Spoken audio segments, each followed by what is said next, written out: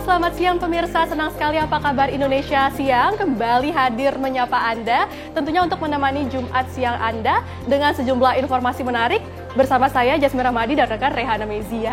Halo Rehana. Halo Jasmine. Cantik sekali hari ini. Alhamdulillah berkat MUA hari ini. Berkat bantuan makeup artis ya. Betul sekali. Nah ngomong-ngomong tentang makeup artis, ada nih informasi yang cukup mengejutkan. Apa tuh Re? Makeup artis tapi versi Sister Hong Indonesia. Jadi tidak hanya di Cina, di Indonesia pun sekarang ada Sister Hong. Ada. Jadi itu makeup artisnya tuh sebetulnya laki-laki, tapi dia menyamar jadi perempuan. Ya ampun, motifnya apa tuh Re? Kira-kira harus menyamar seperti itu? Nanti kita cari tahu ya kayak gimana ya. Cuma kita harus buka dulu nih apa kabar Indonesia Siang dengan informasi pertama. Pemirsa, sebuah kecelakaan lalu lintas antara truk box dan truk fuso terjadi di Jalan Raya Pace, Kabupaten Nganjuk, Jawa Timur pada Jumat pagi.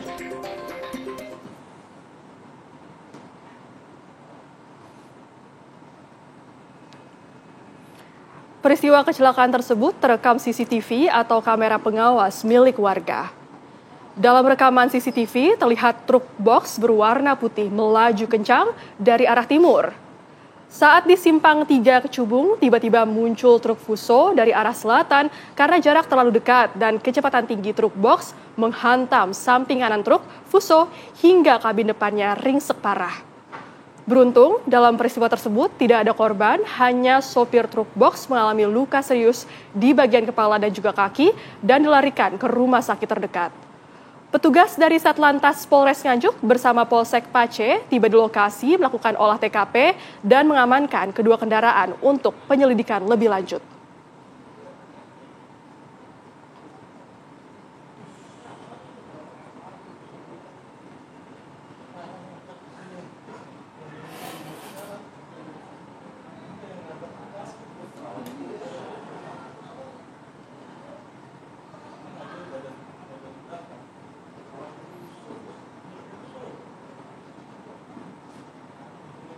Pemirsa, pasangan kekasih yang membuang bayinya di dalam kotak berbahan gabus sintetis ditangkap polisi Sleman, Yogyakarta. Kedua pelaku tega membuang bayi tersebut karena malu bayi tersebut hasil hubungan di luar nikah.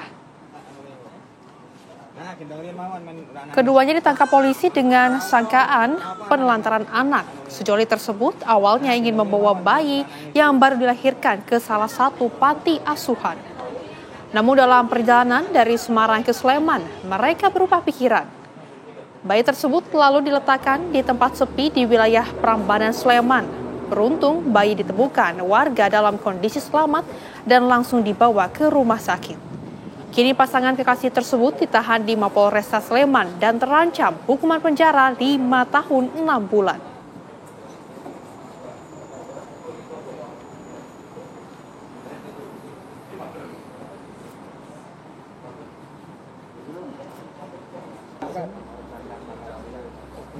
Untuk langsung untuk akan diberi.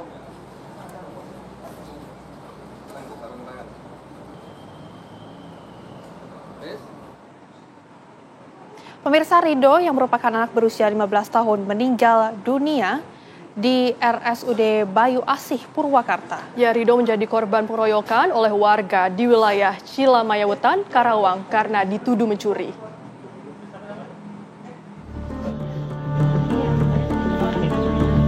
Di depan kamar jenazah, keluarga korban terus menangis meratapi kepergian Rido yang tewas secara mengenaskan.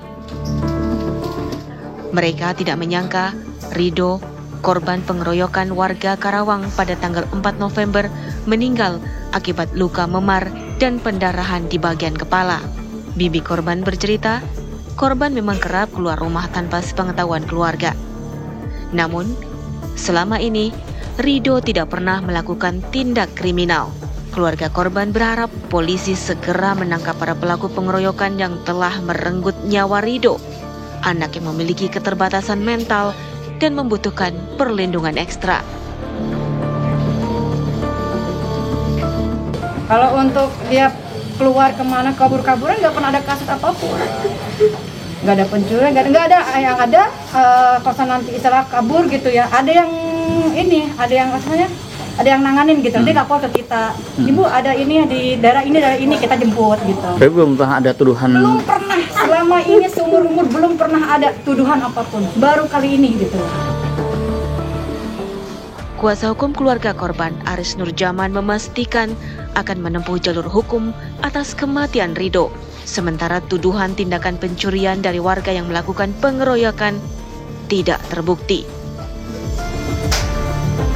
Keluarga saat ini baru melakukan upaya hukum secara pidana ya. Pada hari Selasa kami sudah melakukan pelaporan di Polres Karawang. Saat ini ditangani oleh unit PPA Perlindungan Perempuan Anak. Berdasarkan hasil pemeriksaan luar, sejumlah luka tampak jelas pada tubuh korban. Keluarga juga menyepakati agar jenazah korban dilakukan otopsi guna mengetahui penyebab kematian, sehingga semuanya menjadi jelas. Dari Purwakarta, Jawa Barat, Agung Prasetyo, TV One mengabarkan.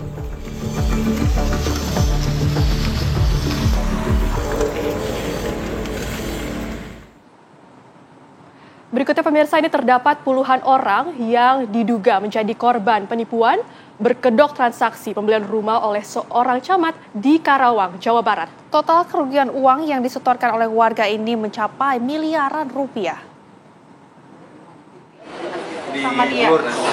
Dua orang dari 32 orang yang diduga menjadi korban penipuan oleh seorang camat berinisial CT mendatangi kantor Bupati Karawang, Jawa Barat. Dia nggak ngambil uang dia jadi dia dari nasabah. Kedua wanita tersebut mengaku tertipu oleh CT, seorang camat di Kecamatan Pangkalan, Karawang. Kasus berawal saat korban melakukan transaksi pemesanan unit rumah yang ada di wilayah Karawang.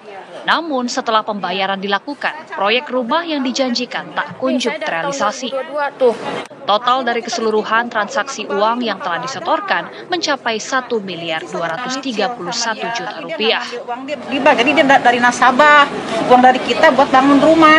Nih, 1.231 miliar. Saya kan orang susah ya, gitu, orang kuli lah, gitu, pengen punya rumah kan susahnya minta ampunnya, gitu, jadi rumah nggak ada, uang pun angus gitu. Jadi saya minta tolong, minta bantuannya gitu ya, supaya pengen cepat selesai, dibalikin uang saya gitu, dengan semestinya lah, nggak usah dibunga-bungain, yang penting intinya aja, pokoknya aja gitu kan. Menanggapi aduan warga, Bupati Karawang A.F. Saifullah berjanji akan menyelesaikan perkara tersebut. Juga saya udah ngobrol juga dengan jasa marga. Sekarang saya mau tindak lanjut. Insya Allah saya selesaikan lagi. Ya, cuma mohon waktu aja. Oke? Tapi yang jelas hari ini saya selesaikan. Jadi saya mau panggil nanti. Sekarang saya akan ngobrol. Oke? Siap. Para korban tidak melaporkan kasus penipuan tersebut ke polisi karena berharap bisa menempuh permasalahan dengan cara damai dan mendapatkan kembali uang mereka. Akhirnya kita ditipu Pak, uang nggak kembali, rumah kagak ada. Dari Karawang, Jawa Barat, Agung Prasetyo, TV One mengabarkan. Yang gendut-gendut. Ya, betul. Ya.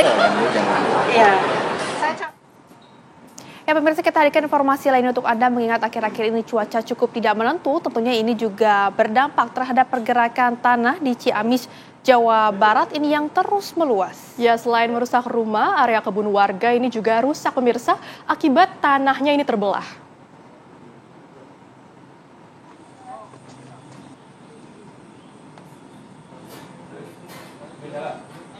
Ya, BPBD Kabupaten Ciamis ini mencatat pemirsa terdapat 56 rumah dan 1 musola rusak akibat pergerakan tanah ini. Dan kini kerusakan juga terjadi di area kebun milik warga, di mana beberapa titik jalan raya juga rusak dan amblas. Petugas gabungan TNI Polri, BPBD, kecamatan dan desa kini melakukan tinjauan dan pendataan ulang terhadap bangunan dan fasilitas umum yang rusak akibat pergerakan tanah. Petugas pun berharap pemerintah Kabupaten Ciamis ini bisa memfasilitasi warga yang ingin direlokasi.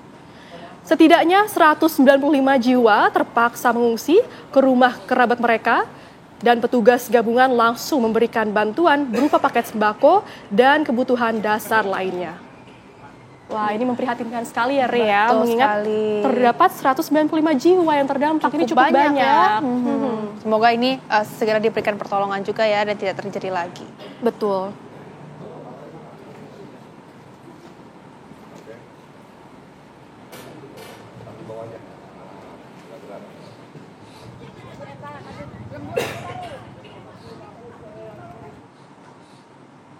Pemirsa, jumlah korban bencana tanah longsor yang terjadi di Cilacap, Jawa Tengah ini bertambah menjadi 46 orang. Dengan rincian 23 orang selamat, 2 meninggal dunia, dan 21 dalam pencarian. Tim SAR juga pemirsa ini diketahui berpacu melawan waktu demi menyambung harapan keluarga yang menanti.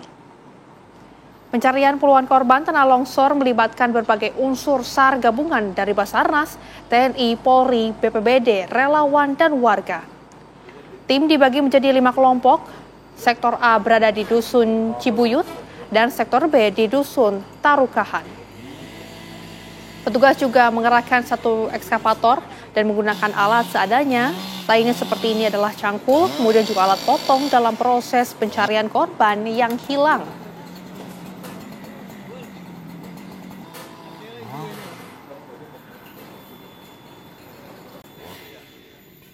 Pukul 19.20 tadi malam, tanah tersebut kemudian akhirnya longsor menimpa 2 dusun. Yang pertama ada Dusun Cibuyut yang di atas, terus kemudian yang di bawah Dusun Tarukahan. Dusun Tarukahan. Yang tentunya ini sedang total semuanya ada 46 jiwa yang ibaratnya menjadi korban, tetapi 21 yang masih dalam pencarian, yang sudah ditemukan 2 meninggal dunia, sudah dibawa di RSUD sedang yang terdekat. 21 dalam pencarian. Ya, pemirsa, kami akan ajak Anda untuk memperbarui informasi terkini dari bencana tanah longsor yang terjadi di Cilacap, Jawa Tengah. Dan saat ini pemirsa sudah terhubung bersama dengan kami ada rekan Ian Sutrisna yang sudah berada di lokasi. Ian, bagaimana sebetulnya kondisi di sana? Apa yang paling dibutuhkan oleh masyarakat? Silakan. Iya, pemirsa tujuan yang ada di rumah bahwa proses evakuasi atau proses pencarian terhadap korban longsor terus dilakukan oleh tim SAR gabungan yang tergabung dari TNI, Polri, Basarnas, BPBD, dan relawan, serta warga yang memang mengetahui titik-titik rumah korban yang saat ini tertimbun oleh material longsor.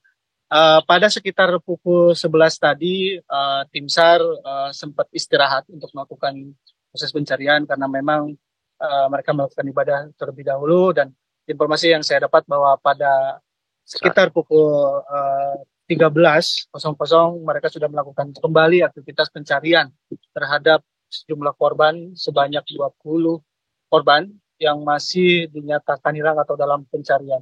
Sekitar pukul 10 tadi bahwa 1 korban berjenis kelamin perempuan telah ditemukan dan dievakuasi oleh tim SAR gabungan. Lalu si jenazah tersebut atau si korban tersebut dibawa ke Rumah Sakit Umum Majenang. Begitu.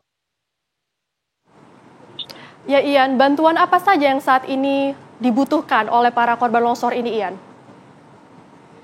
Ya, untuk jumlah bantuan sendiri tadi terlihat ada beberapa yang sudah masuk atau beberapa bantuan yang sudah ada di posko, karena memang dari pihak pemerintah sendiri sudah menyiapkan untuk makanan dan lain sebagainya, seperti kesehatan dari pihak puskesmas, rumah sakit sudah standby atau sudah mencari titik-titik di mana warga memang membutuhkan mereka. Nah, tadi sempat terlihat ada bantuan dari pemerintah atau pihak terkait di posko, dan mereka warga sendiri membawa makanan untuk disantap bersama-sama di posko atau di rumah masing-masing di rumah keluarga, karena memang rumah yang saat ini mereka di sekitar lokasi longsor memang sangat mengkhawatirkan, karena memang material longsor sampai saat ini masih bergerak. Dan informasi yang saya dapat tadi sekitar pukul 12 lebih bahwa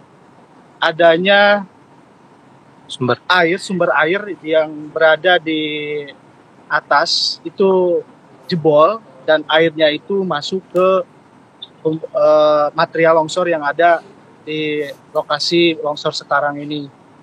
Dan untuk makanan dan kebutuhan tidur lain sebagainya, ada 1 posko yang disiapkan oleh pihak pemerintah terkait atau BPBD untuk posko di mana mereka bisa tidur atau istirahat, yaitu berada di balai dusun, dan ada beberapa warga pun yang mengungsi di kerabatnya masing-masing. Begitu.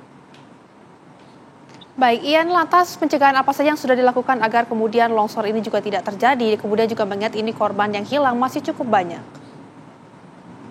Ya, pihak tim SAR gabungan terus melakukan pencarian terhadap warga atau korban yang masih tertimbun oleh material longsor, dan mereka pun membagi 5 tim untuk di 5 titik pencarian yang ada di Dusun Cibuyut dan Dusun Tarukahan. Untuk 2 titik yang sektor A1 sama A2 itu ada di Dusun Tarukahan, dan sektor B1, B2 ada di Dusun Cibuyut. Karena memang kita mengetahui bahwa ada di Dusun Cibuyut ini masih ada sekitar 14 orang yang masih dalam pencarian. Begitu. Baik, terima kasih Ian Sutrisna mengabarkan langsung dari Cilacap, Jawa Tengah. Selamat bertugas kembali, Ian. Ya, pemirsa, usai viral, pemerintah Kota Bandung mulai mengangkut sampah yang menggunung setinggi 5 meter. Kami akan hadirkan informasinya usai jeda. Tetaplah bersama kami di Apa Kabar Indonesia Siang. Seperti biasa pemirsa, di segmen ini kami akan menghadirkan sejumlah informasi viral. Salah satunya ini ada kejadian menarik, Re, di Provinsi Riau. Kenapa tuh? Nah, ini Bupati Pelalawan, Provinsi Riau mengalami kejadian yang tak terduga ketika sedang mengadakan rapat kerja di ruang terbuka. Betul sekali, ini dia diketahui nyaris tertimpa buah mangga yang jatuh, pemirsa, ini tepat di hadapannya. Buah mangga yang berukuran cukup besar ini sudah matang, lalu terjatuh hingga membuat meja rapat terguncang. Sontak saja, jatuhnya buah mangga itu membuat Zukri dan sejumlah pejabat di sampingnya kaget. Sebagian ada yang refleks melindungi kepala dengan tangannya masing-masing. Suasana rapat yang sempat tenang seketika berubah jadi tawa. Beruntung buah mangga itu tidak mengenai kepala Pak Bupati ya. Padahal tuh jatuh, dikupas, colek, langsung rujak. Siang-siang enak tuh. Tapi kita juga bersyukur ya tidak mengenai kepala Pak Bupati. Alhamdulillahnya. Jadi, tidak ada yang terluka, cedera karena kejadian ini, kejadian yang tidak disangka-sangka pastinya. Buah mangga tidak jauh jatuh dari pohonnya. Kali ini peribahasa jadi buah mangga. Betul. Ya.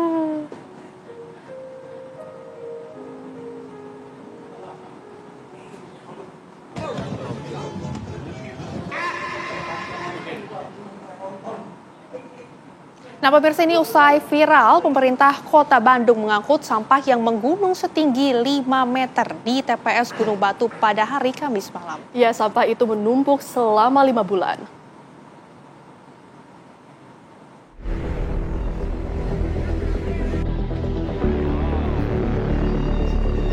Pemerintah Kota Bandung mulai mengangkut sampah yang menggunung di TPS Gunung Batu pada Kamis malam. Sampah yang menumpuk setinggi 5 meter itu dievakuasi oleh sebuah alat berat dan diangkut menggunakan 11 armada truk pengangkut sampah dan bakal dibuang ke TPA Sari Mukti secara bertahap. Diketahui sampah seberat 100 ton itu sudah 5 bulan tidak diangkut dan menumpuk, hingga menimbulkan bau tak sedap yang sering dirasakan oleh warga. Terlebih, lokasi TPS tersebut persis berada di pinggir jalan utama.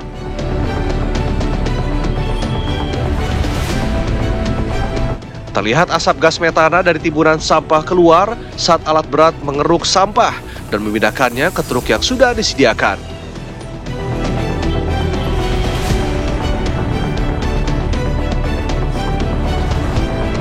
Ya, produksi sampah harian Kota Bandung kurang lebih di 1.500 ton per hari gitu ya.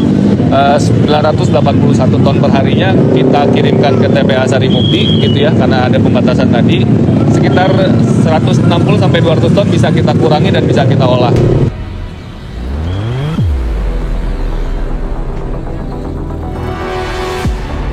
Pemerintah Kota Bandung sendiri terus berupaya untuk membersihkan tumpukan sampah yang banyak bermunculan di berbagai titik di Kota Bandung. Dari Bandung, Jawa Barat, Cepi Kurnia, TV One mengabarkan.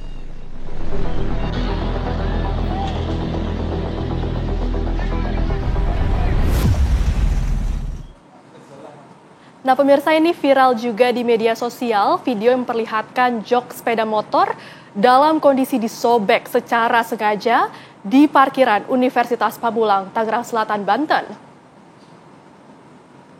Ya, aksi tersebut juga ini membuat para mahasiswa geram karena menimbulkan kerugian bagi pemilik kendaraan. Diduga pemirsa motif pelaku kesal dengan motor yang parkir sembarangan atau tidak pada tempatnya. Karena sejumlah motor yang dirusak berada di luar batas parkiran yang telah disediakan. Pihak kampus tengah melakukan penyelidikan lewat kamera pengawas CCTV di lokasi kejadian. Tapi emang rugi juga sih. Ini jok motor disobek kayak gitu, aduh. Pasti sangat merugikan Betul. pengendaranya. Bisa-bisa basah kalau hujan. Waduh, Aduh. harusnya dipikir panjang ya sebelum melakukan sesuatu. Tapi ya semoga ini juga bisa dilihat ya, nanti bisa dari CCTV siapa pelakunya dan tidak menimbulkan kejadian yang sama. Walaupun memang kesal karena motor tersebut parkir sembarangan, tapi bukan ini langkah yang harusnya diambil. Betul sekali. Ini di parkiran Victor lantai 3.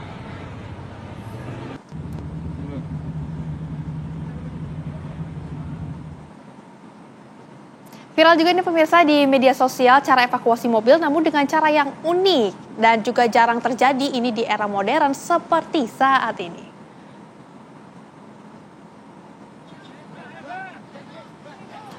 Nah, ini dinilai unik pemirsa karena lokasi dan kondisi medan yang sulit dijangkau alat berat. Warga desa Sumberbulyo, Kecamatan Sale, Rembang ini berinisiatif menggunakan 2 ekor sapi milik warga untuk menarik mobil keluar dari area sawah. Tampak pemirsa, 2 sapi ini menarik mobil dari depan, sementara warga lainnya ikut mendorong dari belakang.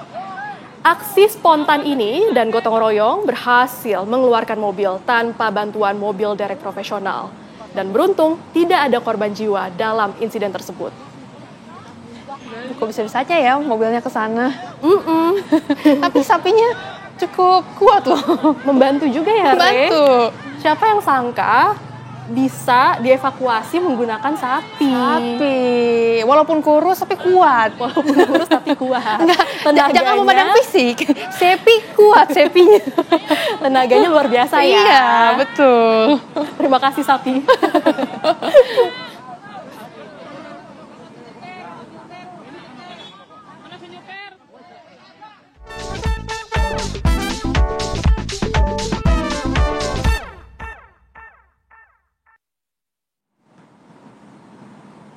Ya pemirsa, ini masyarakat Lombok tengah dihebohkan dengan pengakuan sosok asli di balik tampilan anggun dan mempesona. Kami akan hadirkan informasinya pemirsa sebetulnya siapa sosok anggun yang dan juga mempesona ini, namun usai jeda tetaplah bersama kami di Apa Kabar Indonesia Siang.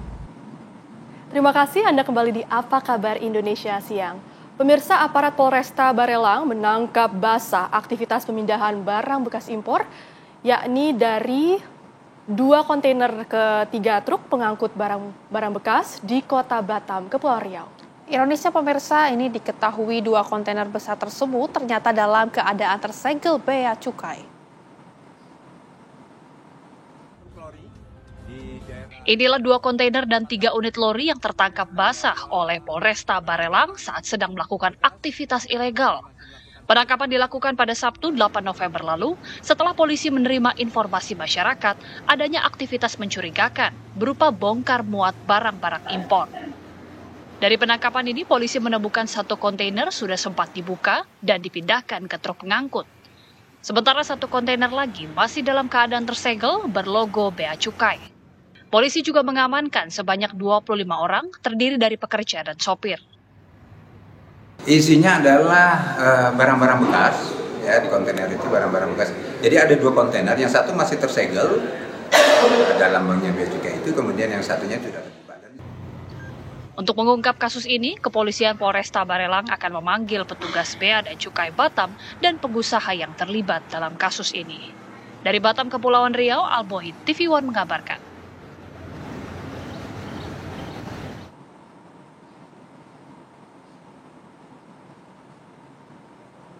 Ya, pemirsa, Menteri Keuangan Purbaya Yudi Sadewa ini diketahui meninjau pelaksanaan tugas dan layanan Bea Cukai Tanjung Perak, Surabaya, Jawa Timur.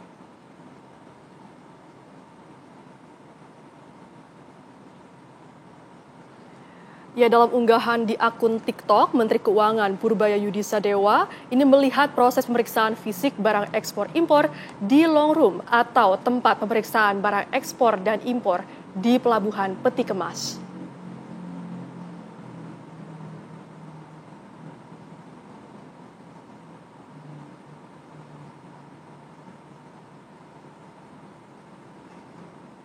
Kontainer bagus hasilnya, kita habis itu ke lab juga. Jadi waktu periksa kontainer ada yang menarik tuh, harganya kelihatannya kemurahan. Nanti kita akan dicek masa harga barang sebagusnya cuma $7 di marketplace 40-50 juta. Tapi ini akan dicek lagi ya. Jadi lab kita bagus. Nanti saya bilang tadi ke teman-teman di lab, kalau udah kurang peralatan tolong dikasih tahu sehingga kita bisa lengkapin. Tadi juga saya lihat pengoperasian kontainer scanner baru 2 minggu rupanya dipasang, lumayan bagus walaupun belum sempurna. Saya pikir itu akan memperbaiki dan mempercepat kemampuan pengecekan barang para pegawai bea cukai di sana. Re, ini informasi yang tadi kita sudah spill di depan. Betul. Mengenai makeup artis yang menyamar sebagai perempuan nih. Sister Hong. Sister Hong. Indonesia. Ya, kita bawakan ya, di mana masyarakat Lombok memang tengah dihebohkan dengan pengakuan sosok asli di balik tampilan anggun dan memesona itu. Ya, pemirsa, ini Sister Hong, MUA asal Kecamatan Mujur, Kabupaten Lombok Tengah, selama ini dikenal aktif untuk membagikan kegiatan merias dan aktivitas sehari-hari di media sosial. Penampilannya yang feminim dan wajahnya yang cantik membuat cepat populer di dunia maya. Namun, belakangan terungkap bahwa Sister Hong yang memiliki nama asli Denny Apriyadi adalah seorang laki-laki tulen. Sejak viral, Sister Hong dengan nama perempuan Dea ini memilih menutup diri dan memprivate akun media sosialnya.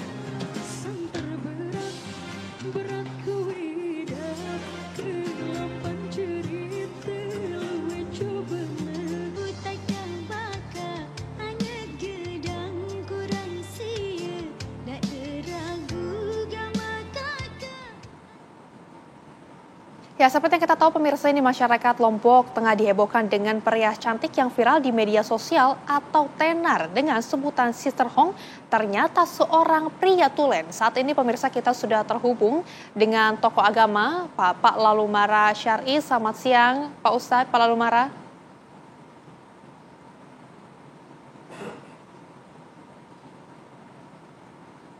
Ya, Assalamualaikum Pak.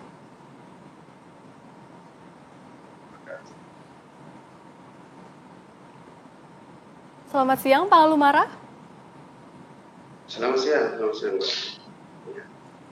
Baik, Pak Lalumara, kalau kita lihat kan mungkin saat ini di media sosial viral mengenai Sister Hong Indonesia yang kemudian juga ini MUA yang diketahui akhir-akhir ini adalah berjenis kelamin laki-laki tulen begitu ya Pak. Ini bagaimana pandangan Anda mengenai hal ini Pak Ustadz? Ya, ini adalah sebenarnya fenomena sudah lama, tapi muncul kembali dengan beberapa ataupun berbagai macam motif gitu kan. Ya, di antaranya mungkin menolak adanya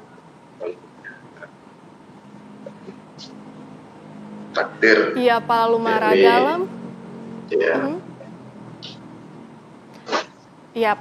Lalu dalam perspektif agama Pak, memang batasan-batasan apa saja sih Pak ini yang harus diterapkan dalam pekerjaan-pekerjaan yang terdapat interaksi fisik begitu antara laki-laki dan juga perempuan?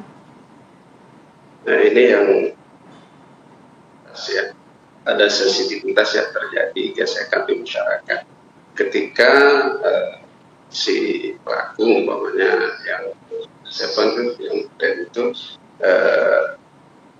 melaksanakan interaksi, justru dia tidak mau berhubung dengan komunitas aslinya. Kan? Justru dia bergaul bersama komunitas yang lawan jenis. Baru ketika dia melaksanakan sholat berjamaah, melaksanakan sholat Idul Fitri, itu konon untuk pelaksanaan dia lebih nyaman bergaul sama perempuan. Nah, akan tetapi keberadaan ataupun status kelamin aslinya itu adalah asli memang laki-laki, dan ini adalah membawa gesekan yang terjadi di masyarakat. Beberapa pertanyaan di antaranya adalah ketika nanti si perempuannya terbuka auratnya bagaimana. Memang kemungkinan secara material dengan gerakan usaha ataupun yang dijalankan oleh DA itu memang tidak merugikan secara material, tetapi merugikan secara moral ketika nanti bergaul sama di konteks komunitas perempuan, ketika sesama orang komunitas perempuannya itu membuka aurat atau apa itu. Ini yang mungkin miris di di komunitas ataupun di jamaah perempuan itu, Pak. Baik, Pak, tapi apakah ada dampak sosial atau mungkin moral ini yang muncul dari kasus ini, Pak? Ya, tentunya kalau dari segi moral kita sangat terdampak ya. Umpamanya ini adalah kekurangan pembinaan kita untuk di movement keagamaan, kan? Dan ini adalah perlu penanganan secara serius, baik dari psikolog ataupun dari tokoh agama ataupun dari pemerhati sosial lainnya, sehingga nanti hal-hal serupa tidak perlu dan tidak akan terjadi kembali. Yang kita takutkan itu adalah ketika ada terjadi seperti beberapa tahun lalu di Lombok Barat itu sampai terjadi pernikahan sesama jenis, ternyata dikirain yang satu itu adalah lawan jenis, ternyata begitu sudah dibawa menurut adat dan kebiasaan kami, ternyata itu sama jenis. Nah, apalagi ini si Dea ini konon adalah berparas cantik dan itu bisa memikat ataupun memancing hasrat daripada teman-teman pemuda-pemuda ataupun lawan jenis, kan? Itu dan normal untuk kepentingan biologis. Tetapi kalau itu hanya sebagai konten, sebagai ajang untuk mencari penghasilan, mungkin itu yang perlu kita pikirkan. Baik, artinya dampak sosial dan moral ini tentunya sangat terasa sekali oleh masyarakat ya, Ray, dan kita harapkan tidak ada kasus serupa lagi ke depannya. Terima kasih Pak Lalumara Syar'i.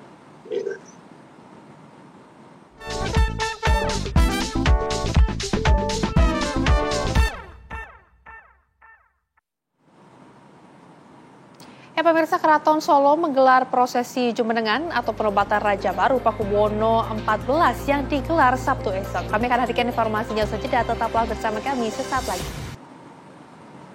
Anda masih bersama kami di Apa Kabar Indonesia Siang.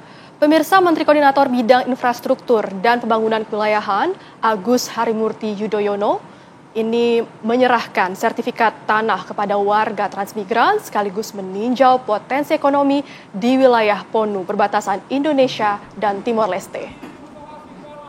Dalam kunjungannya, pemirsa, Menteri AHY menyerahkan 1.800 sertifikat tanah kepada warga desa Ponu sebagai bukti kepastian hukum atas tanah yang mereka tempati. Penyerahan sertifikat ini merupakan komitmen pemerintah untuk memperkuat kesejahteraan masyarakat di wilayah perbatasan. Selain membagikan sertifikat, 3 Menteri Kabinet Merah Putih ini juga melihat potensi kawasan transmigrasi modern di Desa Ponu yang nantinya para menteri akan bekerja sama untuk memajukan Desa Ponu dengan memfokuskan pembangunan infrastruktur. Dengan tersedianya air bersih yang cukup, maka para petani bisa panen tidak hanya sekali. Produksinya bisa sepanjang tahun, bisa 2 bahkan 3 kali setahun. Kalau indeks pertanaman atau intinya adalah bisa panen 2-3 kali setahun, itu bisa kita wujudkan, maka dengan sendirinya kesejahteraan petani dan masyarakat akan meningkat. Setuju? Ini juga yang harus kita perjuangkan.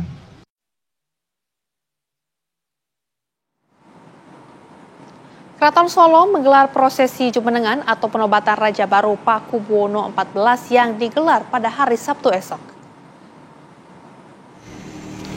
Panitia penyelenggara terdiri dari para sentono dan abdi dalam keraton. Pemasangan dekorasi janur kuning serta area lokasi Raja Baru untuk pertama kali dipaparkan sudah mulai ditata, termasuk panggung dan kursi untuk para tamu undangan. Sementara itu, karangan bunga ucapan selamat atas dinobatkannya Raja Baru PB14 juga terus berdatangan. Acara Jumenengan Nara akan berlangsung pada Sabtu malam, diawali dari PB14 yang berjalan menuju Siti Hinggil, kemudian membacakan sumpah dan kemudian dikirap.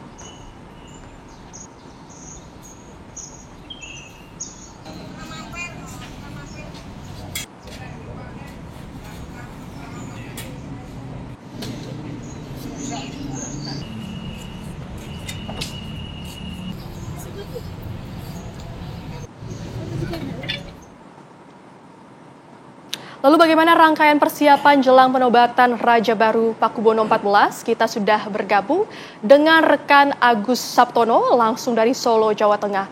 Selamat siang Agus, bagaimana persiapan yang Anda lihat di sana? Silakan dengan laporan Anda.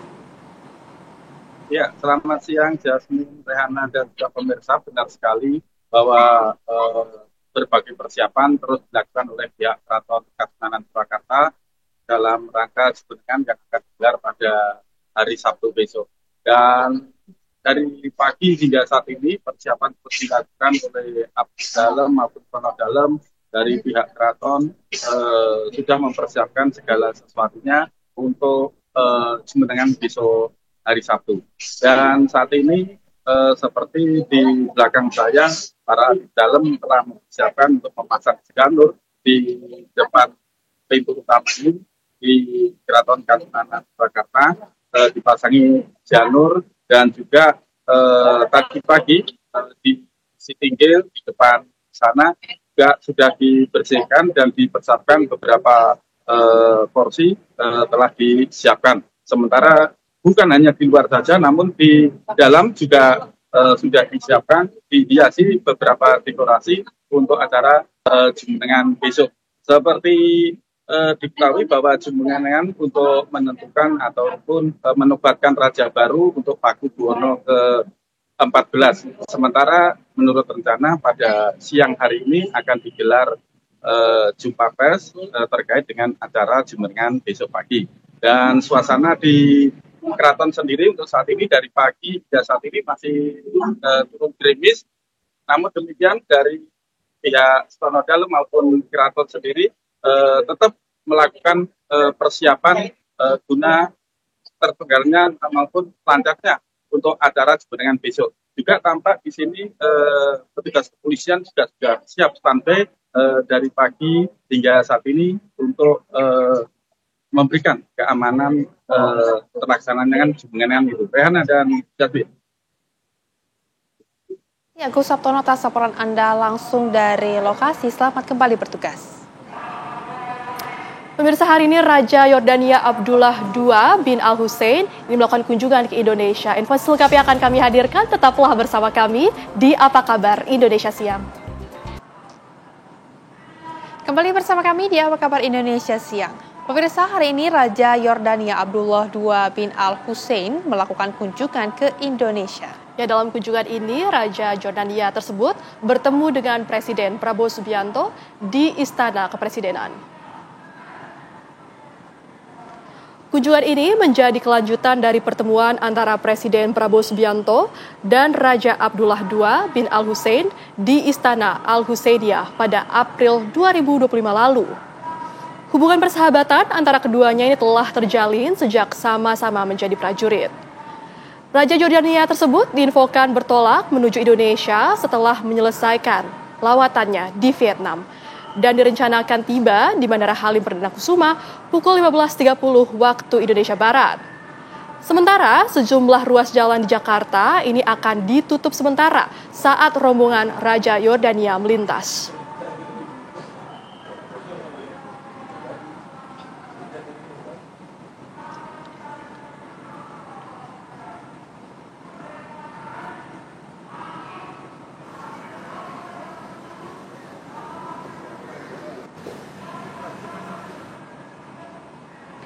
Pemirsa, Raja Yordania Abdullah II bin Al-Hussein dijadwalkan berada di Indonesia selama 2 hari. Sejumlah ruas jalan di Jakarta juga pemirsa akan ditutup sementara waktu saat iring-iringan Raja Yordania melintas.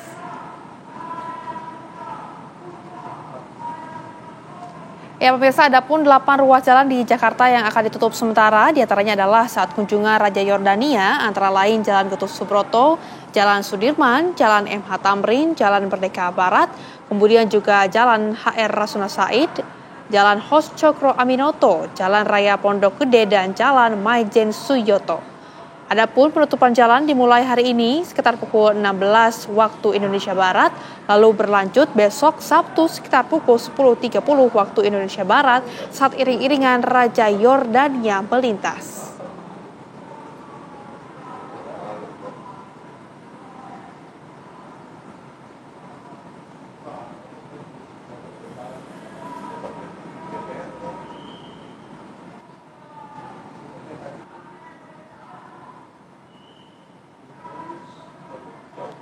Pemirsa, ratusan warga memadati salah satu klinik di Kota Banjarmasin untuk mendapatkan pengobatan terapi sel generatif secara gratis.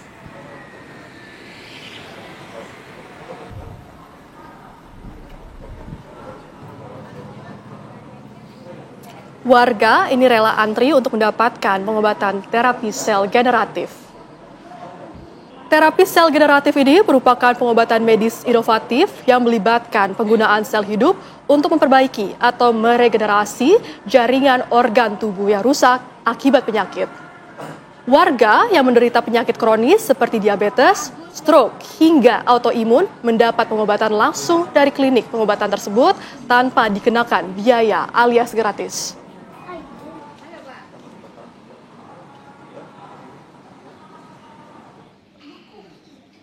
Nyeri sendinya sudah berkurang, mungkin kedepannya bisa diadakan lagi.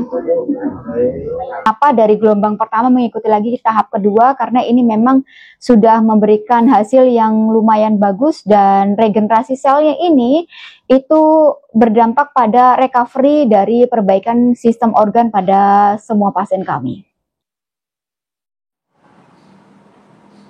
Pemirsa, kita beralih ke informasi lain di mana aktivitas perdagangan di Pasar Pramuka Matraman, Jakarta Timur mendadak lumpuh. Ya, diketahui ini pemirsa, ratusan pedagang menutup kios mereka sebagai perlawanan terhadap kebijakan Perumda Pasar Jaya. Dan para pedagang juga ini diketahui memprotes penetapan harga sewa kios selama 20 tahun yang dinilai terlalu tinggi. Suasana di Pasar Pramuka Matraman, Jakarta Timur mendadak riuh pada Kamis siang. Pedagang yang semula melayani pembeli serentak menutup kiosnya. Aksi boikot dilakukan sebagai bentuk penolakan terhadap kegiatan penyegelan 20 kios pedagang oleh Perumda Pasar Jaya. Para pedagang obat-obatan dan alat kesehatan memprotes penetapan harga sewa kios selama 20 tahun yang dinilai terlalu tinggi. Ketegangan pun sempat terjadi saat petugas akan menyegel dan menggembok salah satu kios pedagang. Para pedagang sebenarnya tidak mempermasalahkan revitalisasi Pasar Pramuka. Namun mereka ingin Perumda Pasar Jaya bisa memberikan harga yang pantas dengan skema pembayaran yang tidak memberatkan. Kita harus bayar 25 juta. Dan itu sangat berat buat pedagang. Kita mau jual obat berapa? Kalau sebulan kita dibebankan 25 juta. Di tengah gempuran e-commerce, di tengah minimnya orang datang ke pasar, orang lebih memilih di handphone, 25 juta sebagai operational cost bagi kami itu sangat memberatkan. Di mana penghasilan kami hanya 75 juta per tahun. Dibagi aja bagi per bulan. Kos operasional kami, sewa, bayar karyawan, kebersihan, dan lain sebagainya tidak masuk akal. Sementara itu, Perumda Pasar Jaya beralasan penyegelan kios di Pasar Pramuka bertujuan untuk menertibkan mafia yang memiliki kios dan menyewakan kembali kepada pedagang lain. Jadi sebenarnya ini sudah bolak-balik kami diskusikan. Tuntutan pedagang itu tetap bertahan di angka harga 200 sampai dengan 250 per kios seperti itu. Nah, kami sampaikan bahwa kami punya data bahwa pedagang melakukan kontrak antar pedagang. Kisaran harga 60 juta sampai 90 juta. Ya enggak. Kemudian hal yang berikutnya adalah bahwa perlu saya informasikan, pedagang itu hak pakainya sudah habis 24 Mei 2024. Jadi pedagang itu menempati kios ini, dia kontrakan ke orang lain, tapi dia tidak membayar kewajibannya kepada Pasar Jaya. Jadi ini juga memang ya kita mau menertibkan itu. Perumda Pasar Jaya sebelumnya menetapkan harga sewa kios ukuran 4 meter persegi selama 20 tahun. Untuk kios di lantai 1 senilai Rp395 juta dan kios di lantai 2 senilai Rp345 juta. Para pedagang pun diperbolehkan mencicil selama 18 bulan. Dari Jakarta, Haikal Vandea, TV One mengabarkan.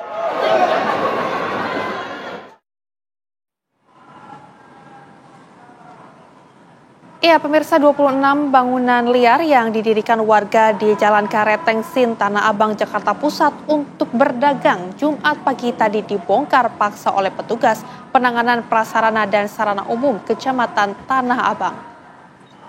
Ya, pembongkaran ini pun dilakukan selain lingkungan sekitar sudah kumuh, juga akan dilakukan pengaspalan jalan yang sudah 30 tahun belum juga diaspal. Tak ada perlawanan atas pembongkaran yang dilakukan petugas PPSU. Menurut warga, mereka pun ikhlas walaupun tak ada pergantian uang kerohiman atas bangunannya yang dibongkar.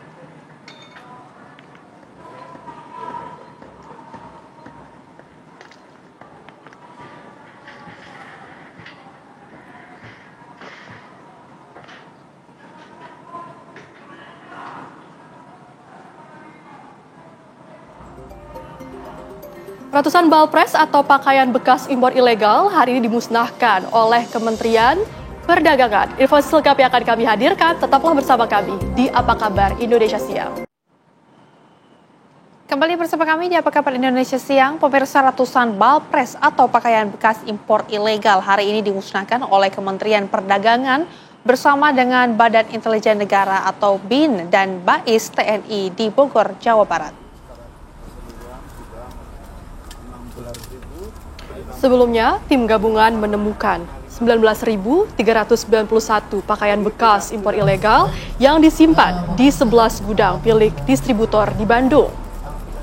Pakaian impor ini berasal dari negara yang berbeda seperti Jepang, Korea Selatan, dan Cina dengan nilai temuan mencapai 112 miliar rupiah.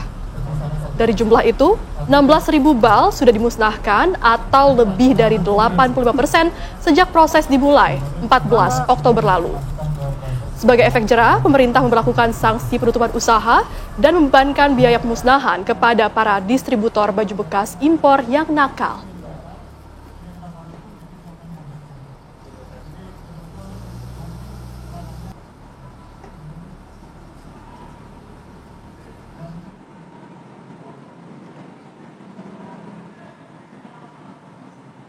Berikutnya pemirsa, jumlah korban bencana tanah longsor di Cilacap, Jawa Tengah ini bertambah menjadi 46 orang. Dengan rincian 23 orang selamat, 2 meninggal dunia dan 21 dalam pencarian. Tim SAR berpacu melawan waktu demi menyambung harapan keluarga yang menanti.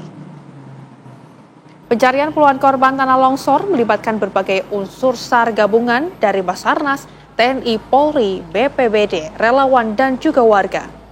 Tim dibagi menjadi 5 kelompok. Sektor A berada di Dusun Cipuyut dan Sektor B di Dusun Tarukahan. Petugas juga mengerahkan 1 ekskavator dan menggunakan alat seadanya lainnya seperti cangkul, alat potong dalam proses pencarian korban yang hilang.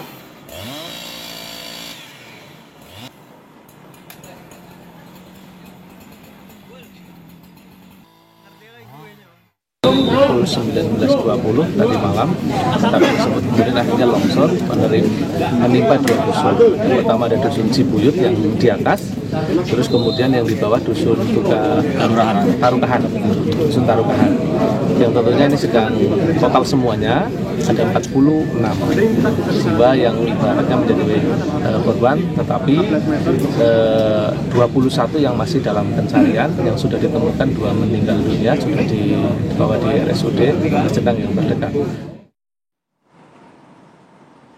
Dan pemirsa, untuk mengetahui informasi terkini bencana tanah longsor yang terjadi di Cilacap, Jawa Tengah, saat ini kita sudah terhubung dengan rekan kami, ada Ian Sutrisna yang sudah ada di lokasi.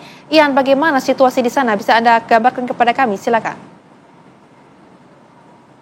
Ya, pemirsa TV yang di rumah, bahwa saat ini saya berada di Desa Cibenying, Majenang, Cilacap, Jawa Tengah, di mana desa ini memang pada malam tadi terjadi longsor yang menimbun puluhan belasan rumah dan menimbun puluhan warga yang berada di rumah tersebut. Untuk data terakhir yang saya dapat, bahwa telah ditemukan satu jenazah di keruntuhan bangunan atau di material longsor oleh tim SAR gabungan dengan berjenis kelamin perempuan. Tim SAR gabungan langsung melakukan evakuasi dan membawa jenazah tersebut ke Rumah Sakit Umum Daerah Majenang. Dan proses evakuasi pun terus dilakukan untuk mencari beberapa korban yang masih belum ditemukan. Dan dalam pencarian ini pun petugas dibantu dengan satu eskavator. Namun tadi beberapa jam lalu ada satu eskavator kembali datang untuk membantu proses evakuasi. Hal ini dilakukan karena memang agar proses evakuasi atau pencarian korban longsor ini cepat berhasil. Karena memang melihat cuaca di lokasi saat ini mendung dan semoga tidak terjadi turun hujan. Karena memang kalau memang terjadi turun hujan sangat dikhawatirkan kepada para tim SAR gabungan dari TNI, Polri, Basarnas, BPBD, atau unsur relawan masyarakat yang di situ takutnya mengancam saat proses evakuasi. Dan proses evakuasi dari tadi sempat berhenti karena memang para relawan atau para tim SAR tengah melakukan ibadah, dan tadi sekitar pukul 1 atau 13 waktu Indonesia Barat, tim SAR melanjutkan proses evakuasi atau proses pencarian terhadap korban-korban yang masih belum ditemukan. Data lebih update bahwa ada 3 korban yang dinyatakan meninggal dunia. Ya, terakhir pas sekitar pukul 10 tadi telah ditemukan yang berjenis kelamin tersebut. Menurut saya jenis kelamin perempuan tersebut. Dan untuk saat ini berarti total ada 46 yang selamat ada 23. Yang meninggal 3 orang dan yang masih daftar pencarian ada 20 orang. Dan direncanakan untuk pencarian ini akan terus berlanjut hingga nanti sore, dan semoga tidak terjadi turun hujan ataupun hal lainnya. Karena memang tim SAR gabungan bahwa pencarian ini akan terus berlanjut. Rintangan atau kendala yang dialami oleh tim SAR gabungan ini karena memang masih adanya pergerakan tanah di material-material longsor yang ada di 2 dusun tersebut, yaitu di dusun Cibuyut dan dusun Tarukahan, begitu. Ya, Ian, tadi Anda sempat menyebutkan bahwa cuaca di sana nih agak sedikit mendung begitu ya. Selain itu, apalagi tantangan ataupun hambatan yang dihadapi oleh tim dalam melakukan evakuasi ini, Ian? Ya, untuk hambatan sendiri bahwa memang keterbatasan alat untuk eskavator untuk mengeruk tanah yang menimbun puluhan warga atau korban longsor yang masih tertimbun saat ini.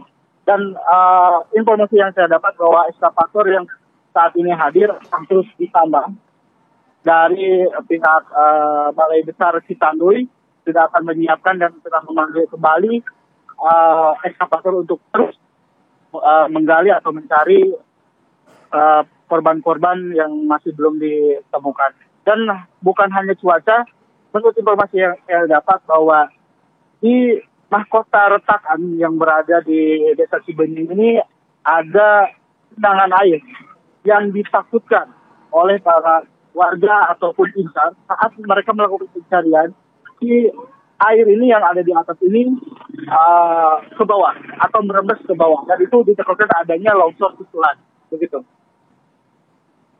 Baik, Ian, berdasarkan hasil informasi yang kami dapatkan dan juga tadi Anda sudah sebutkan jika ada beberapa korban yang hingga saat ini masih hilang, apakah Anda sudah mendapatkan identitas siapa saja dari korban-korban yang saat ini masih dilakukan pencarian ataupun korban hilang tersebut, Ian? Ya, untuk identitas detail dari pemerintah terkait atau dari pemerintah terkait, kita belum bisa mendapatkan detail nama-nama. Namun untuk beberapa warga yang telah ditemukan itu adalah Bapak Naslim yang pada malam hari itu dievakuasi, dan dua cucunya yang ada persis dengan Bapak tersebut. Begitu. Baik, terima kasih informasi lengkapnya Ian Sutriana mengabarkan langsung dari Cilacap, Jawa Tengah. Selamat bertugas kembali, Ian. Ya, pemirsa, informasi tadi juga sekaligus menutup jumpa kita di Apa Kabar Indonesia Siang. Saya Rehana Mezia. Dan saya Jasmine Rahmadi, wakil kru bertugas, pamit undur diri. Terima kasih dan sampai jumpa.